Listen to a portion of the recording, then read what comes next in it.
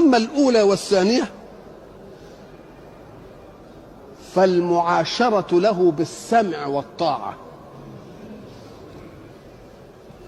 والرضا بالقناعة. وأما الثالثة والرابعة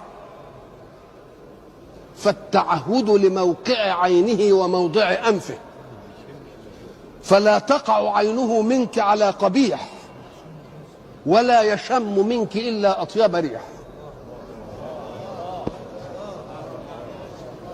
والخامسة والسادسة التفقد لوقت طعامه والهدوء عند منامه، فإن تنغيص النوم مغضبة وحرارة الجوع ملهبة. أما السابعة والثامنة فالتدبير لماله والإرعاء على حشمه وعلى عياله. وأما التاسعة والعاشرة فأن لا تفشي له سرا ولا تعصي له أمرا، فإنك إن أفشيت سره لم تأمني غدره،